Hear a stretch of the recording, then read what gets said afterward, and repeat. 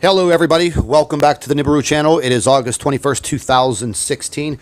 I have some fantastic video footage and some amazing photographs to show you.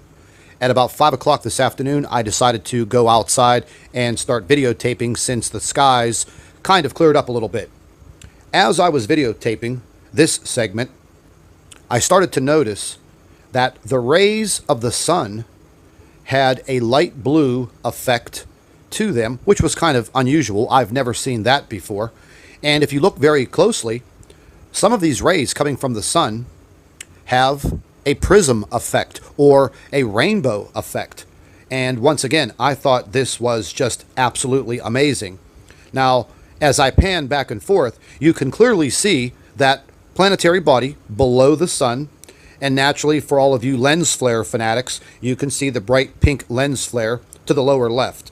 Now, at the time I was videotaping, the government started to chemtrail. And you can clearly see, as the camera moves around, besides the hawk flying high in the sky, you can see a few planes chemtrailing the area. Shortly after I was done videotaping, the clouds became just overwhelming. The sun was completely blocked out. And I kind of thought to myself, wow, they must see me from way up there in the sky, and they're saying, wow, that guy's videotaping the sun again. We better start chemtrailing and cover this planet up. But anyways, enough fun and games. I came to a conclusion today, and that was only after I took a series of photographs looking through a little bit of a thermo imaging application so I can get a clearer view of what exactly is underneath the sun. Later on in this presentation, I'm going to show you my hypothesis, and you guys are free to comment on it and let me know what you think.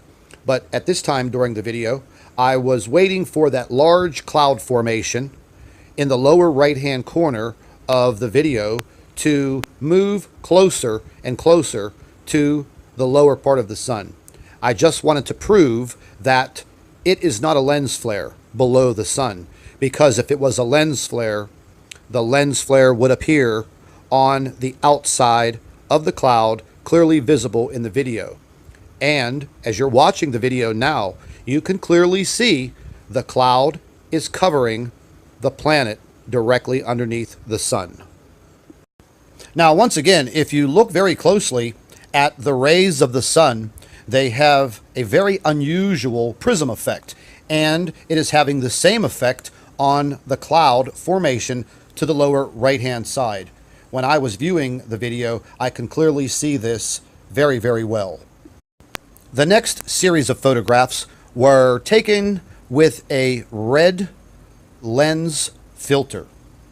You can clearly see the planet directly below the sun. However, this is what blew my mind. The diamond shape of the sun. Something that I've never seen before.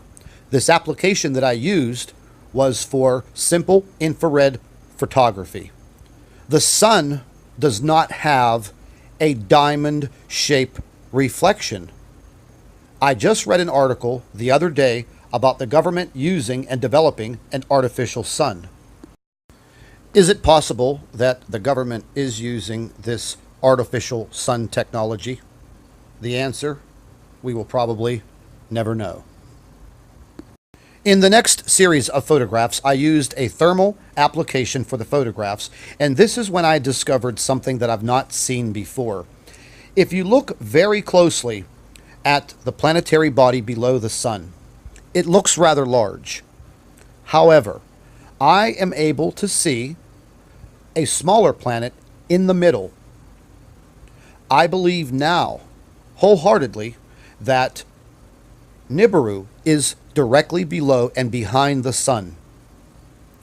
The sun reflects and shines onto the planet, producing this large pink halo around the planet. Now, remember, the planet is made up mostly of iron and nickel, therefore giving the planet that pink or reddish cast. Later on in these photographs, I have placed a blue dot where I believe the planet is situated directly underneath the sun. And once again, as the sun reflects onto the planet, it produces this very large pink halo. Now, as we view the next series of photographs, you're going to see what I was just referring to. If you look very closely at the pink planet below the sun, you can clearly see that there is a planetary body directly in the center of the large pink sphere. Now, the next series of photographs, I have placed a blue dot where I believe the planet is located. The blue dot is just about the size of the planet. I've also done the same thing with a few of the thermal pictures because I was able to see this small planetary body right below the sun. It was disguising itself over the past few weeks as a very large planetary body below the sun. Now, I think that I've figured it out. The sun is definitely reflecting onto the planet because the planet is at a lower position under the sun and behind the sun. There's absolutely no doubt, folks. There is something in our skies.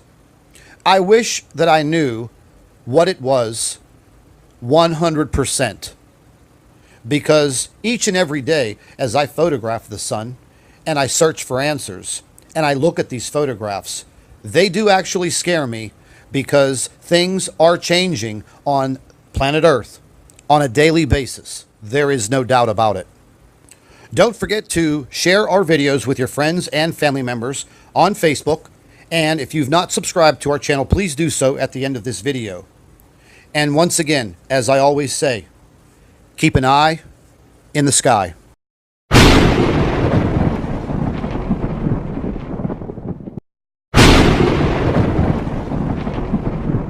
Hello everybody, welcome back to the NIBIRU channel. It is August 21st, 2016. I have some fantastic video footage and some amazing photographs to show you.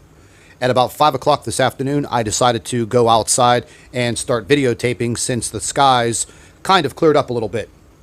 As I was videotaping this segment, I started to notice that the rays of the sun had a light blue effect to them, which was kind of unusual. I've never seen that before. And if you look very closely, some of these rays coming from the sun have a prism effect or a rainbow effect. And once again, I thought this was just absolutely amazing. Now, as I pan back and forth, you can clearly see that planetary body below the sun. And naturally, for all of you lens flare fanatics, you can see the bright pink lens flare to the lower left.